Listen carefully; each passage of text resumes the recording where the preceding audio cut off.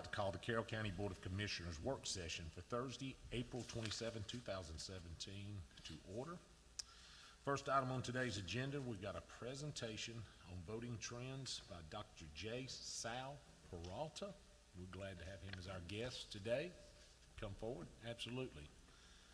If you have any quick questions, we understand that you have a family member in the hospital and need to leave right after the presentation, but if they've got any questions, I'll ask them quick and feel free to leave.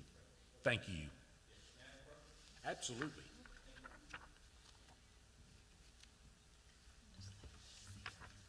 Well, first of all, thank you so much for the invitation. I'd like to thank each and every one of you for the opportunity to come here, even if briefly, to just begin a discussion and a conversation about something that we obviously all think is very important, which is voting and what that means for our democratic processes here in Carroll County and in Carrollton.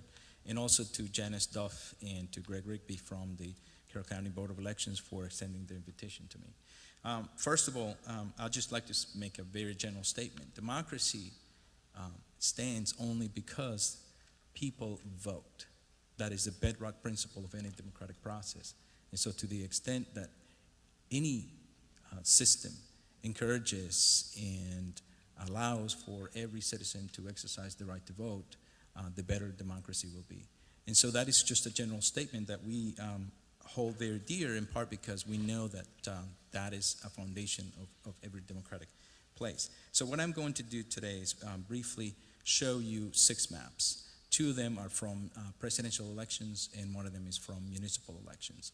And the reason why I want to do that is simply to highlight some of the contrasts that exist in terms of when we have such a high attention election such as a presidential election versus when we have what we, generally speaking in political science, term off-year elections or municipal elections, simply because they tend to attract a lot less attention and a lot less interest from voters. And yet, local elections are perhaps the most fundamental elections that any political system must hold, and in which citizens must engage in, because it is folks like you who truly are the leaders of every particular place and who truly have the most impact on the daily lives of every citizen. And yet, we find that citizens do not engage in as much voting as possible. So, what you will see here is, and you could also refer to the printout that we've provided. What you see there is just generally speaking what we, to a great extent, know about voter trends. What we know at the national level in the United States is that, in general, presidential election years tend to draw the most attention, and generally speaking, voter turnout hovers at around 70 to 80% throughout the country. Almost every place you go throughout the United States during an election, a general presidential election year, you will see a very similar pattern of voter turnout. If you step away from the from those general election years of presidential elections, then you begin to see a significant drop-off, and that includes races, whether they are for Senate, for governors, or for any other election or office that is being held. And so we see a significant drop-off of approximately 30 points. From that point to municipal elections, we see another significant drop in participation. And if we then take it one step further, because oftentimes primaries lead to general elections, obviously, but not all general elections basically provide a winner. And so in Georgia, we have to have runoff elections. During those runoff elections, we have an even more dismal voter turnout rate. And that, again, presents a problem for the democratic processes. And so this graph that you see at the beginning of the presentation is just simply pointing you towards those particular trends. In particular, those numbers, though, do not necessarily show you exactly where voter turnout differs within each particular county. As you all know, there are 30 voter tabulation districts in the county of Georgia, and those are the districts where basically everybody, the polling stations throughout the county. And voter turnout in those different polling stations, those different voter tabulation districts differs also to a certain extent. And this is what you would see in this following maps. First of all, you see for the 2008 presidential primary election, And I specifically chose the presidential primary election because it's earlier in the year, because it has not gotten as much attention as possible, and we can begin to see how much of a difference it makes for people not to be as interested or for elections to be too far away from the general presidential election. And what you see there is that we can clearly begin to note some differences in terms of the areas in the county where there is a higher level of turnout and a lower level turnout. For example, Boughton Junction shows a pretty healthy turnout rate during that primary, preferential primary, and as Tyus and Rooteville and Old Camp, even Fairfield. But on the flip side of that, if we look at Villa Rica South or University of West Georgia or West Carrollton, we can clearly see that there's a significant difference in the voter turnout rate there.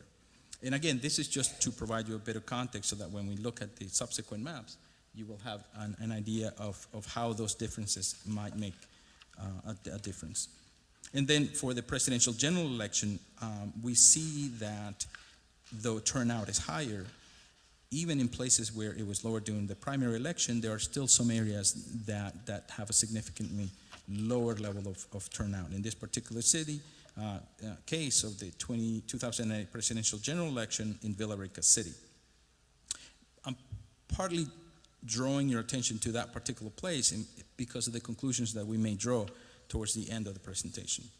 And so what I'd now like to do is to shift your attention for a second away from the general elections for presidential years, and then bring you back to the very, very local level, to the municipal level.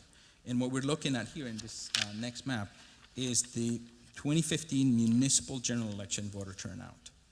And you can clearly see that there's a stark difference between voter turnout during a presidential year and voter turnout during a municipal year. And this is just, 1 year before, obviously, the presidential election. And we see that some areas in the county have very, very low voter turnout rates. And this was an interesting puzzle to me. So I started asking members of the community about this particular map and about what they thought some of the reasons why we could see this trend. And though I haven't drawn any particular conclusion, anecdotally I can say that many people claim that it is possible that it is too early for people to really be thinking in terms of elections, and because obviously it's a mayoral election, it's sometimes the candidates have to work much harder in order to draw attention to the particular races, but particularly to the issues. It turned out that the voters knew who the candidates were, but they were not entirely sure about the particular issues that the candidates stood for.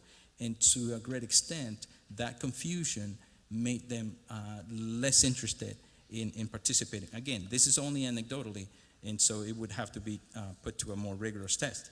Now, we all know that the 2015 mayoral election resulted in a runoff between two candidates here in Carrollton. And what you can see here is the voter turnout for those particular districts. I want to draw your attention to the West Carrollton district, which had a 5.4 voter turnout rate. That, from a perspective of democracy and how democracy functions, it is very troubling, obviously, because of the low rate of turnout there. And so this, obviously, in contrast to very recently, shortly thereafter, the 26th presidential primary election, which, again, bringing us back to the shift or the difference in the kind of attention that a presidential election gets versus local elections. You can clearly see, though, that particular district still maintains a very low voter turnout rate. It just simply jumps out, in part because it is a very consistent pattern of low voter turnout as opposed to other places like Center Point or Old Camp, etc. And then finally, if we look at the 2016 presidential general election, we get back to the pattern of very low turnout, in particularly the more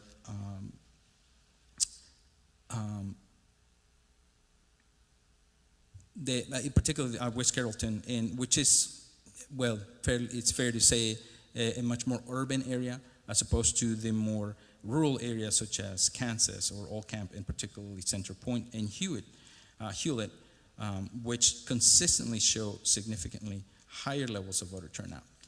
So just to some basic findings that we can draw from these particular maps and from the data is that there are some rural areas in the county that show that a significantly higher level of voter turnout, and that urban areas show consistently lower levels of turnout.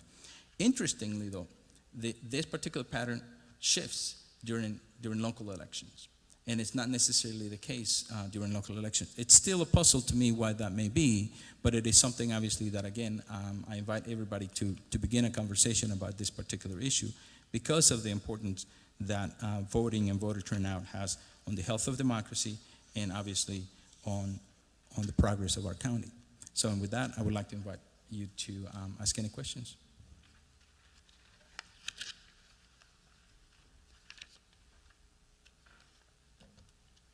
I just, it's amazing that these numbers are so low, and just in a recent, education, you had, 300 voters and a difference of 1 vote.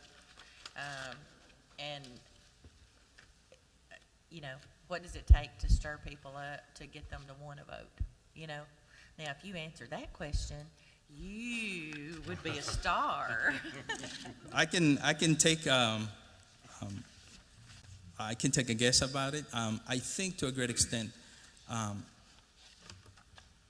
most people oftentimes do not think that power resides at the local level. It's a counterintuitive thought. We think of power as something that is much more diffuse and more general. As a result, we can clearly see why people are interested in the presidency, because we sort of think of it as a very, very powerful position, which it is, no doubt. President of the United States is an extremely powerful person. But I argue that you, all of you, perhaps are far more powerful than the president, and although the presidents combined, because you and your decisions that you make and the choices that you bring to the table have far more impact on the local community than the president himself can have on any day. But most people do not understand that. So I think to the extent that we can educate people to understand how valuable your role is in this democratic process and how important the decisions are that you make, I think to that extent, we can clearly turn these results around. I saw your presentation, that was a couple months ago at the university when y'all had the anthropology Yes. breakfast. So thank you, and Greg, you were there. So thank you for bringing this forward, because it is a very important. And I think one of my comments on the card was to go back and figure out why in some of these areas. Mm-hmm. And since then, I've been definitely asking people. Again, anecdotally, I can only present some of that or convey some of that information, but I'm very interested in finding out some more about exactly why or what are some of the drivers of these issues. And I'm already a little bit on the hunt for those factors. So I'd be happy to come back at some other point and present some more. It'd be easy if we knew it was logistics or something, something solvable. So, but thank you for this. That's a good task to assign to Colin Worthington, I think, over there from the news radio, that let him do the research and help you figure it out there. Absolutely. Thank you. Thank you. Absolutely, thank you. Any other questions, board?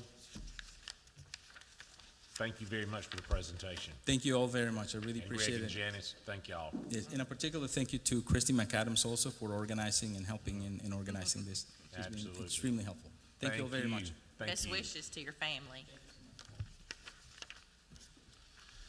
Next item on today's agenda is the update on the library construction. We're going to call on Commissioner Michelle Morgan, District 4. Great, thank you very much. I think I told y'all maybe 2 months ago that we had formed a committee and that I was the treasurer, so you can rest assured our funds are in best hands. Going forward, I just wanted to give you kind of a little update. I'm going to pass this map around just to give just an idea. This is Neva Lovison, right? This is the Neva Lomason Library and the West Georgia Regional Library. So that's what I wanted to highlight in this map here. It is 28,000 square feet. but it also encompasses a second facility inside of it. So going around the building, you might not understand that, but from the top down, you can see that it's two entities in here. So I just want to let everyone know that when we think of library, we think of 28,000 square feet. This is also partly technical services and offices that maintain all of our libraries in our county, but plus the other 4 counties that it encompasses. So I just wanted to give you an update before we start.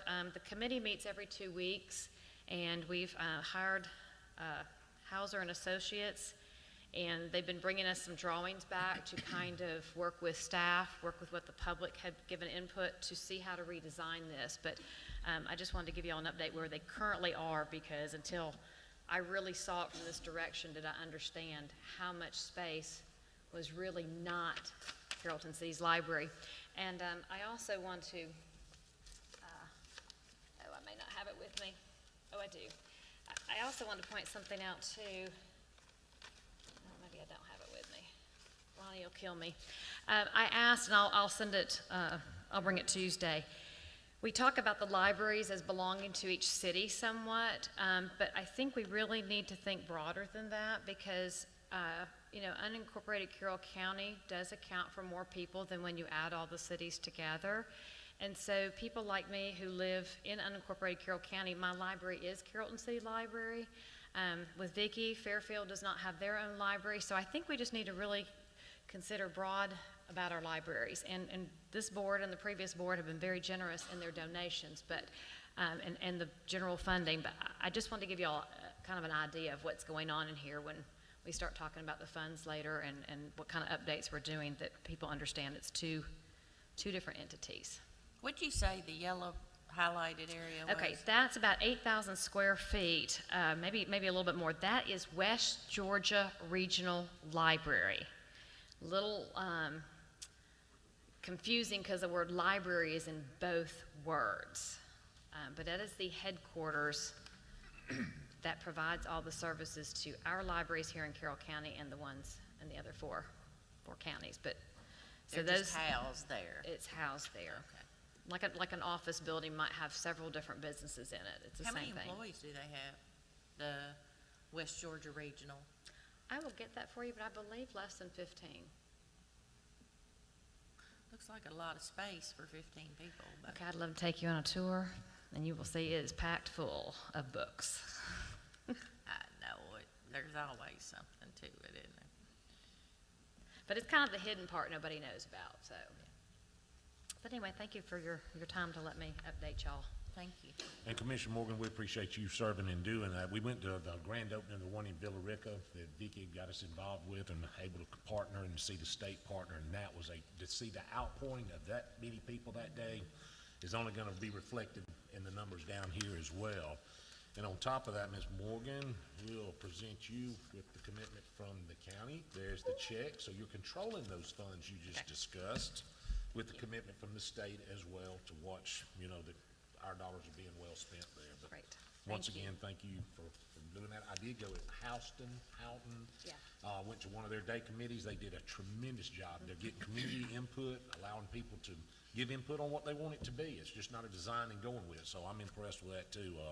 I didn't throw anything out. Everybody did listen for a couple hours. and they No, did we're a trying great- to make that work. The They list did a was great not job. that long, but at the same time, it was wants and the repetitive. needs, So that was yeah. the good thing. The list was very repetitive. And just trying to make it all now work within this template. But I'll periodically bring y'all up to date so you know what's going on. Absolutely. And Once I will again, give you all the numbers for the library cards. That was the one thing, I'm sorry, it must be still sitting in the car. Because that was something I did ask Ronnie too, how many people had a library card in the county and how many people had a library card that belonged to the city. But the numbers really weren't indicative of people that use the library, because like in my family, I'm the one that has a library card and I check out for everybody. So the numbers might not quite tell the exact story, but they were close to, well, I'm not even gonna say, I'll bring it to you on Tuesday. thank you once again. Any questions from the board? From Commissioner Morgan? Seeing none, thank you. Next item is item 3, is to update on property appeals. We'll call on Chief Appraiser Renee Palmer.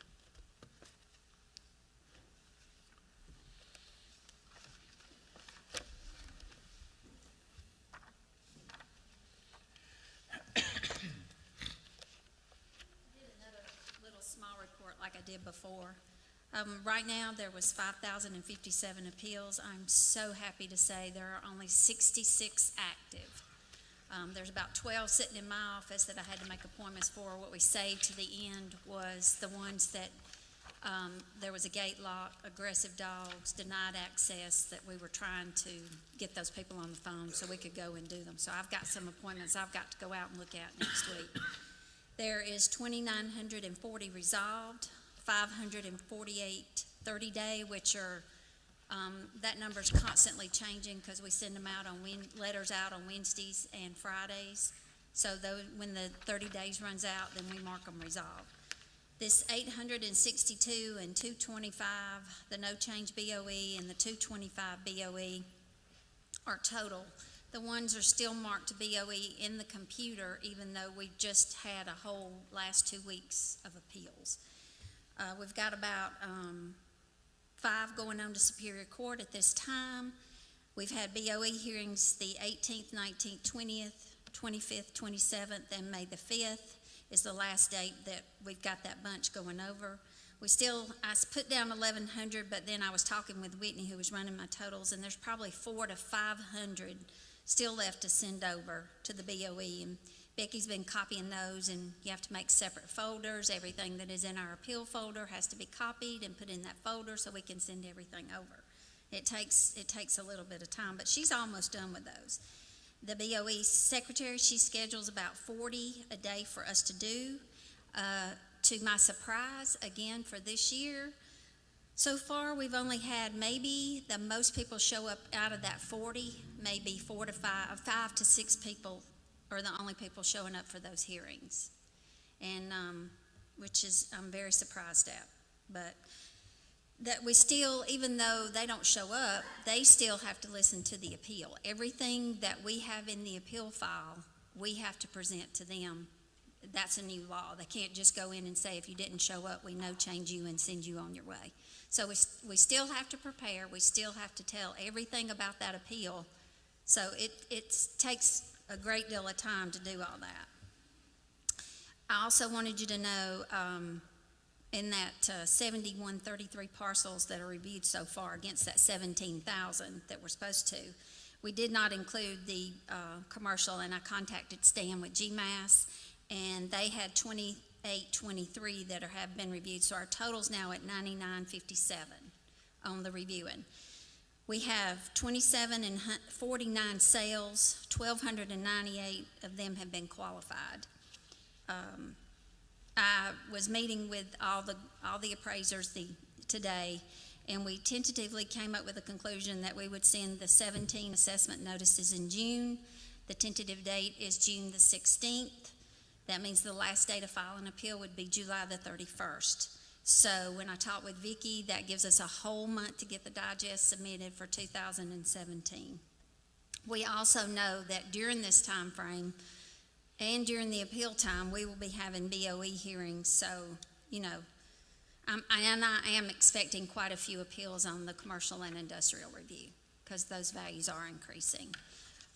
We have just gotten Bernice and Trudy. They just got certified, and I just sent that to Christy to put on the Facebook page because I'm very proud of them. It took a great deal of effort to get there. And now they can defend the values in the BOE hearing. So it's not just 3 or 4 of us, it's all of us on top of it.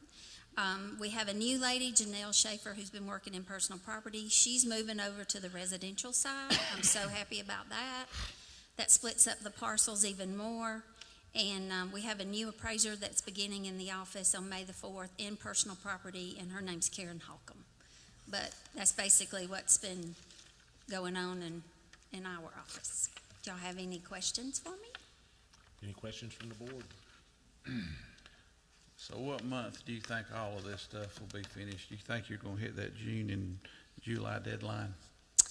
We will have the 2017. We will be finished by July the 31st, taking the appeals. Because we was told 2 months ago that it was gonna be finished. Yes, And but you know, when you schedule that many appeals, because I thought maybe we were just kind of not moving quickly enough. So I asked the chief appraiser in Paulding County, Mr. Stokes, I said, I know I think sometimes that we're moving extremely slow, but I said, let me just give, your opinion. I said, how do you do your BOE hearings? And he said, typically, the BOE only lets them schedule 12 to 13. And I said, well, how much time do you allow for one appraiser to do those 12 or 13? He said, it takes at least a day for the appraiser to get prepared just for the hearing. When you're talking about 40 of us, and what's been happening is I've been sending them over alphabetically, and so the BOE has just done them alphabetically. So the bad thing that's been happening is we all have to go over there and sit because it's first come, first serve. That's the way the BOE does it. At 8:30, the hearings start, and then you have to wait till it's your turn. So what we've decided this next time to send the rest of these over is to send them by appraiser. So I don't have my whole staff, including myself, sitting over there for a whole day. Because one day we didn't even get to go to lunch and we didn't get off until 5. We didn't get out of there until 5. And that was, nobody showed up but maybe 4 or 5 people, but we were still having to, tell the information. I think we're not going to be through with the BOE hearings for the 16 digest, but the 17 digest should move a little bit smoother than the 16. Well, okay. I was just hoping y'all to be finished by now, and I understand y'all have got other things y'all have to look at, and I understand y'all's looking at some farm stuff that I'd rather this stuff be done before y'all go out and look at conservation easements on farmers and making their lives a little hectic right now. Well, the conservation use exemptions, the law says that we must go out and check them first to make sure if they're actually farming in some capacity. And our office can check them every year if we have the staff to do that. Because at any given time, we can be out there checking and you're doing whatever you're doing and you're not farming anymore. So, we can do that, it's just we don't have the staff to do that. What Pat's doing is she's verifying that they're actually farming in some capacity on the exemptions, and it's a constant thing because you've got people that are renewing their covenants, or either it's a brand new covenant. The covenants, the way it used to be when you signed up in 2009 are totally different than when you sign up now. So there's lots of changes in the law that come down from our legislators that dictate what we have to do. And I'd like to see that law, because it's just hard for me to understand how a wedding venue can be exempt and somebody processing a cow. You can have a wedding in your barn and charge for it, but if you process your neighbor's pig in your barn and you charge for it, you get in trouble for it. And so I think we need to look at some of these laws and see if we can't get them changed, because to me that's just so unfair, especially the one out on High Point Road that you know which one I'm talking about. I do. It's just we need to. I'll be happy to scan you a copy of the law. In fact, we try to keep that on in case somebody has a question, and I can scan it and email it to you. I'll be happy to do that. But we need to protect the farmlands, and we need to protect the farmers. Well, that was the initial concept of the conservation use when it was enacted in 1991. That was it. It wanted to hold everything in green space because people were taking all the green space and building all these subdivisions and everything, the expansion. But that was the initial reason for the conservation use, was to keep it in green space. And then over time, it has evolved based on different things that have come into play.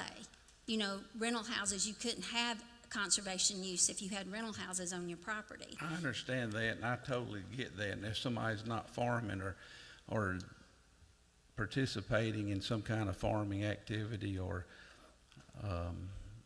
like if somebody quit milking and opened a welding shop in the dairy barn, I could understand them losing it. But if somebody stops milking and opens up a slaughter shop, and it's still cows and pigs and farm animals.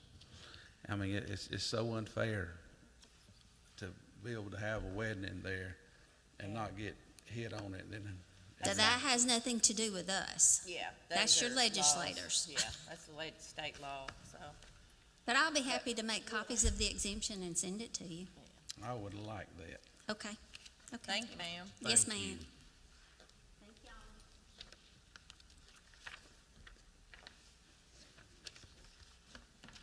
Next item on the agenda, item 4 is to review and go over discussion for items for the May 2nd, 2017 Board of Commissioners meeting. We'll go down to item 8.1, will be a financial recap Tuesday night. Lehman is here today, obviously, with any questions y'all got for today, but he'll give you a full recap on Tuesday. I'll call on Lehman at this time. 8.2, items 8.2 and 8.3, the consideration to advertise proposed budget amendment and presentation of proposed FY 217-218 budget. As you know, we brought in a new finance director, done it a little different this year. This is for advertising purposes only. It has to be a balanced budget by the county charter, and then that'll be where Susan will sit down, be able to call each one of y'all, and we'll determine what departments want to come in and see us, and we'll set meetings. We've So, decided we want to do it as a group. We want to sit absolutely. down and go over the budget. We have questions, and we want to Okay. do it as a group. All right, we will arrange that. Any other questions? Lehman, if you got any you'd want to add to items 2 and 3 there? Can you go over the budget amendment? Yes, I will. The budget amendment totals $1,385,000, and that will be reducing revenue and both expenses to keep a balanced budget. Most of these we talked about on that Saturday work session, but and I do think, Vicki, you were out and missed that. But our current budget amount for revenue was we're adjusting accounts that total 37 million and bringing them down 1.3 million. Do you want me to go line by line? No, sir. No, sir. Just, The biggest change, of course, is the sales tax, which I've told you in previous meetings that it had been over budgeted by about 1.3 million.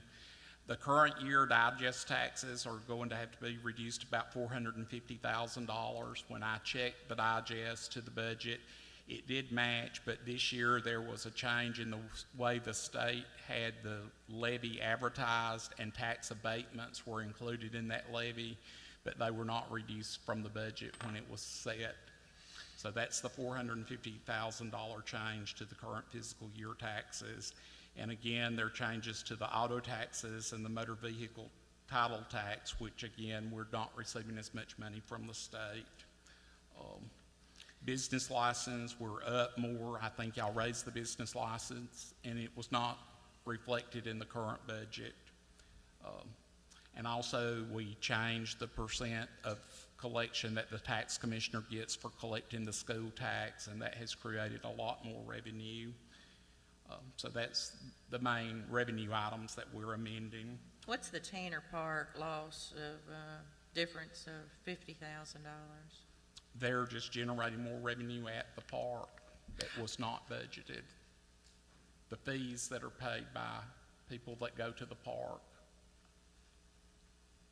You're talking about Little Tanner's Park? Okay, revenue. Okay, revenue, it was revenue. decreased. Okay, Yeah. okay, Okay. yeah, we're on, I was thinking expenditures, okay. Sorry. All right. Now we will look at expenditures. Again, one of the big items is the health insurance. It's been over budgeted by about $700,000. Now, what do you mean over budgeted? Because what we did when we budget was to plan for the worst case scenario, is my understanding. I realize that, but I honestly believe that Dawn increased even more than that by adding 1% to that number. And then also our maximum claim liability, we're running about 8% below that. They've lowered our maximum claim liability this year. Well, and then what we agreed to do was to leave that money in the health insurance. It was a rolling thing, that if we budgeted the max or whatever, and then so that would protect us year to year.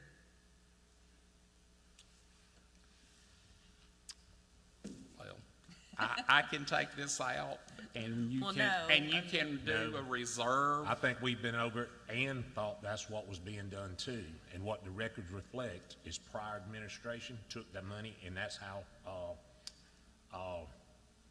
the revenue funds were increased. Well, again, if you want to Because Ann officially thought there has been a budget being set up, correct? do a reserve of your fund balance, Yeah. but that has not been done. It's not been reflected in the general ledger. And again, if you remove this, we're just going to be $700,000 short in the regular fund balance. Okay, well, go ahead, we'll talk about, I'll think about it. But that's the one thing with Trent, I know when we set this up, we never wanted to go in the hole again with health insurance. Wasn't that right? You budget to maximum claims. We budgeted maximum claims, and then if there was a surplus or not, it was a rollover. And you weren't here, you know, Lehman, I by any understand means. that. And I do understand, though, by going back and looking, a lot of times there's been the idea that you've been short on health insurance, but I'm not sure that's always been the case. Okay, thank But- you. Another big item that we're having to increase is the sheriff medical services. They're up this year about 200,000, but I have talked and they have agreed to move $90,000 from their jail inmate account to the general fund to help offset some of the increase in the medical cost at the jail. And where's that reflected? That 90,000 that they're gonna give us? It'll be applied to that account, but really we're more than $200,000 over budget. Okay, They had one claim last month that was a very high claim. they still have their contract service? They do. Okay. But there are certain things that have to be paid outside of the contract. The Public Works, I'm lowering their salary to reflect the reimbursements that we are taking from SPLOST that had not been shown correctly. And the solid waste collection, some of those expenses were over budget. So that's to keep a balanced budget, the items that I'm proposing that we amend.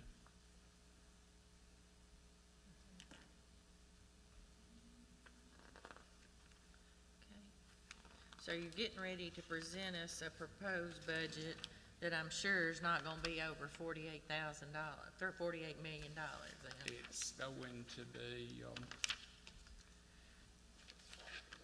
$49,024,000, which is $1,342,000 less than this year's budget. So basically, the amended budget will be the same dollar amount as this year's proposed budget. I think, Susan, look back, this is the first time we've really reflected a reduction in expenses in 20 years.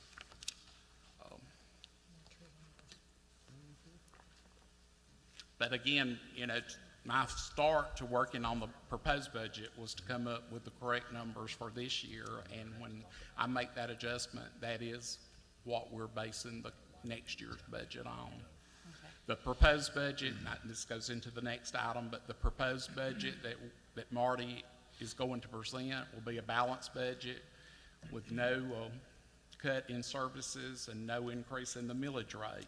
Now, there are requests that have been made that are not funded in that budget that the board, when y'all go through and look at it, y'all will decide, do we want to somehow come up with other revenue or cut something out to replace. But there is a list of items that were requested, and there are certain people, the public defender, the DA, that wants to come before the board. When I met with everybody, I asked, do you want to come before the board? And those will be the ones lined up to come as this, if we do it as a whole. Now, How what- are we cutting $485,000 out of fire salaries? They have been budgeted for part-time help that has not been used at all. Same way with the sheriff, I see we've cut salaries. Again, they this year did not have all their positions that were allowed, they were not filled. That was my question. Okay. So this is just an accurate, up-to-date, okay, Absolutely. okay. Okey dokey. Any other questions for Lehman? Ask Susan, what's the time frame now on the budget? We have to have by the end of June. On So May the He 2nd, presents it on May the 2nd. we'll ask for y'all to approve to advertise in the paper, and then y'all will work and meet, and we will have a public budget hearing on May the 30th at 10 o'clock. And then hopefully we'll be able to adopt the budget on June the 6th. All right, well then, okay.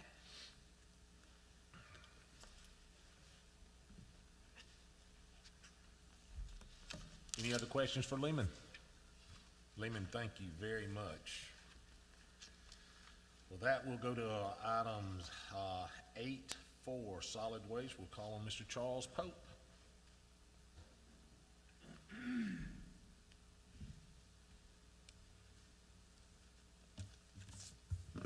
Thank you, Chairman, Board of Commissioners.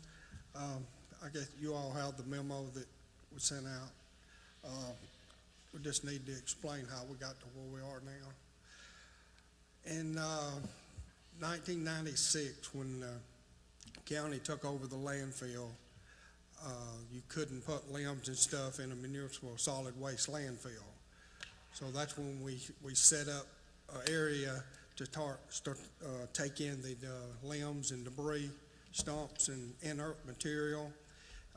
In the last 20 years, we've had a contract with Tag Grinding, and the current contract is with Adams Grading and Clearing out of Bowden. So at the later part of 2015, we had a problem getting rid of the material to a EPD approved facility. So the last time that we had a contract to come in and grind was January of 2016. So since then to now, we hadn't ground any or shipped none out. According to the EPD rules, you got to turn it over every 3 months. What you take in, you got to grind it and move it out to a approved facility. So we met with EPD, I think it was late January of this year, and we didn't have many options. They wouldn't going to allow us to burn it, so we had to remove it from our site. So that's where we're getting to. Hopefully we're going to be carrying it to Harrison County landfill, which is the closest C&D landfill, which is 28 miles from our facility. And we're estimating that there's about 160,000 yards on the ground down there. And if we get these large trucks, which is 40-foot end dump trucks, which is 89-yard capacity, you won't overweight them because it's going to be limbs and debris. And, you know, you just pack it in there and carry as much as you can. And we're roughly thinking it'd be about 300 trips to the landfill to get rid of it. So that's basically where we are. Is there not any way to put limbs and things like that so that they can be, you know, it'll compost or do something rather than, trees or, that kind of thing, not mixed in with concrete and wood and all that? Not around here, they're not. If it was, we would definitely love to get with it, yeah. Are the dumping fees, will that cover the expense of what you need? I mean, what people are paying to dump there, is that gonna pay for what it costs us to get rid of it? No, we're gonna, right now, we're currently taking everything in at $21 a ton. Harrison County is charging $34 a ton, but they own their own landfill, C&D landfill, so they're doing good at $34 a ton, but we're taking it in at 21, and we're estimating that this could cost us around $40 a ton or so to get rid of it. Well, so this is gonna be an ongoing problem. It is. So, do we need to look at upping our, Lehman is running those numbers right now, and yes, that's gonna be part of our discussion, looking at all of our fees there. Yes, ma'am. alrighty, We Makes will be asking to raise the tipping fees. And one good thing, the EPD guy lives here in Carroll County. He was very favorable because they were gonna shut us down. And Charles, doing very good with EPD in Atlanta, has given us a year to walk through this, which was very favorable, and good conversation with him. But we met on January 20th, and they're gonna work with us, but we're gonna have to find a way to get rid of it unless we wanna open our own C&D type yard, and that's gonna take several hundred acres to do, and file for permits, and, you know, long-term, it'd be something to discuss too, so we'll bring that together as well. Once we get it all cleaned up the first time, then we adjust our tipping fees, then we'll have the trailers already bought, and then we can move it every 3 months. You can maintain it. Ourselves, yeah. right. And then, when you look at tipping fees too, would you also look at what it was, maybe the contents? If somebody's bringing concrete or something like that, well, I guess they're paying it by the poundage. Yeah, by the ton anyway, so Ton. yes, yeah. Okay, all right. But Charles, on the limbs and stuff, we can't grind them and use it for soil erosion throughout the county. We can, but we grind so much on the roads where we're grading and paving, so and of course, then you gotta haul it, so expense in that. But we use what we can. We carry quite a bit to Little Tallapoosa Park for Ben and them to use, but we do use it. The biggest problem we had several years ago was the contracts that we had in place. They had grinded, and it has to be taken off-site in the ground material to a regulated site. That means to be able to dump, but they were taking it as fuel when they were getting paid as a fuel option to some of these power plants. Now those power plants are not paying for it, so nobody wants to haul it to them. All the trucking side is quit. All boils down to trucking. Any questions for Charles? Cremation, Thank you. Anything, Charles? Thank you. thank you.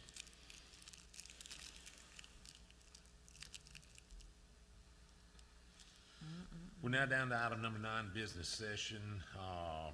Items 9.1 and 9.2, we got appointments to the Community Development Appeals Board, which will be an at-large by myself, and then Districts 1, 3, and 5. Item 9.2 will be appointments to the Planning and Zoning Commission, which will be the same, at-large, myself, and Districts 1, 3, and 5. So come prepared Tuesday to present those. Items 9.3 and 9.4, I guess, gonna be kind of covered together by Commissioner Morgan, on the appointments for the transit and the committee. Commissioner Morgan? Yes, correct. I got it here.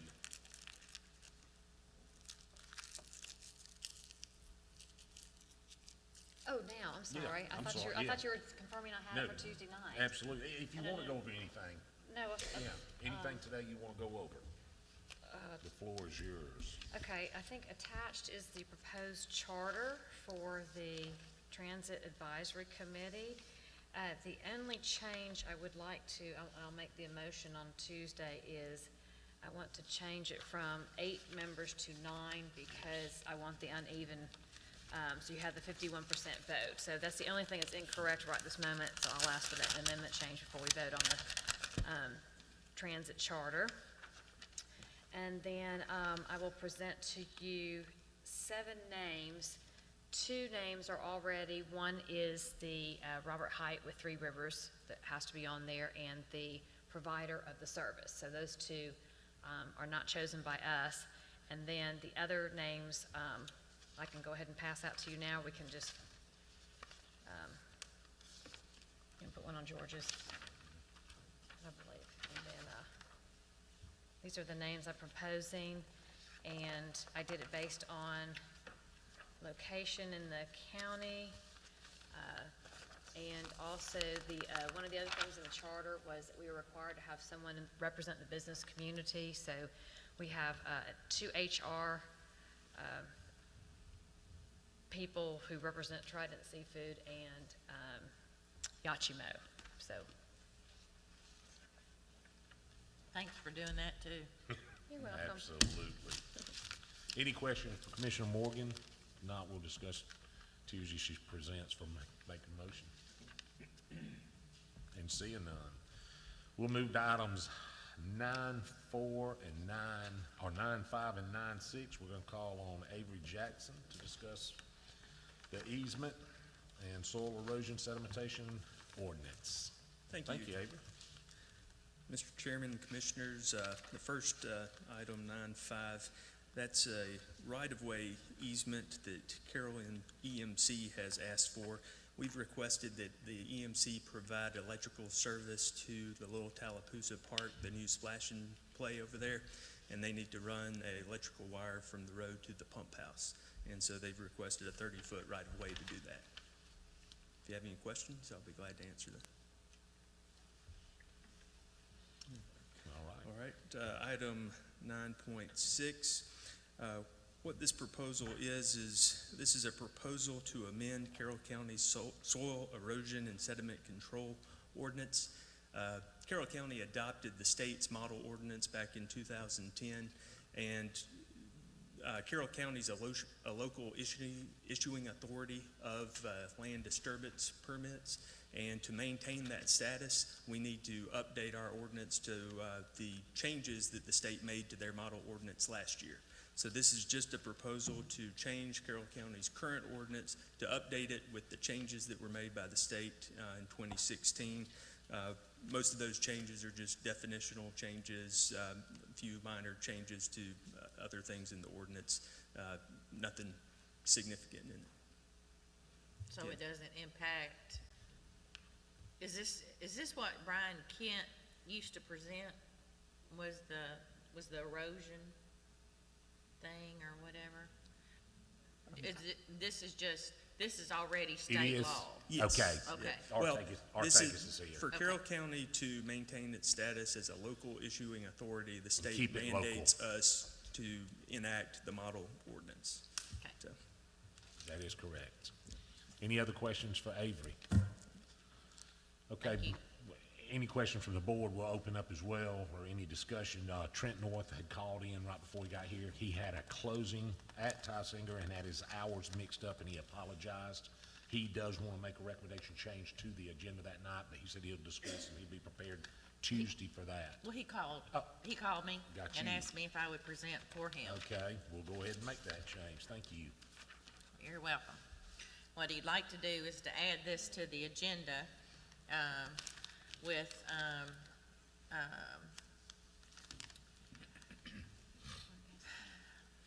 apparently in West Carrollton, Gerald Byrd, one of the city councilmen, the city of Carrollton had gotten funding to build like a little amphitheater in that area without being an actual amphitheater where, you know, it's stepped down. It's all horizontal, flat. And they have tables and apparently it's all very, very nice. They started to run short on funding, and since this is in Commissioner Trent Norris' area, district, he wanted the city and the county to partner with finishing up this. This would be like what Billerica has in the city of Carrollton, but in West Carrollton. I apologize for stumbling over here. So they need a PA system, which they didn't have at all, and a few more tables with that. I think this, it's called the Legions West, and it has the cost of each of the items, and he would like to use that from his spliced assignment for that. So he would like to add that to the agenda, and if anybody have a concern or question or problem or whatever, that's his. It'll be listed as 8.5, okay. 8.5. Yeah. It'll be listed as item 8.5. 8.5. And as Commissioner North likes, he likes collaborative and working on projects together, and I think that one does meet that, so. Any other questions, any concerns from the board? Hey, Vicki, so that 64,300, is that our share, or is that we're paying half of Yes. No, that? so he told me 65,000, Okay. so 64.3, I Okay, guess. so all of this is This is His just our what they're contribution. lacking. our amount? Okay, And, got it. the sound system and, Okay, amount needed. this to finish it out and, to make it really a nice Okay. group for that, so. Anything else from the board? We've hit 5:01, we'll stand adjourned. Thank you. Thank you. Can, when we do our budget things, like, when we go and do budget, stuff, can I have, like, from, like, cars?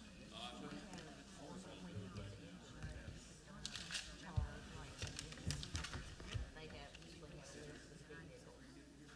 What I'd like to have is, rather than name, go to the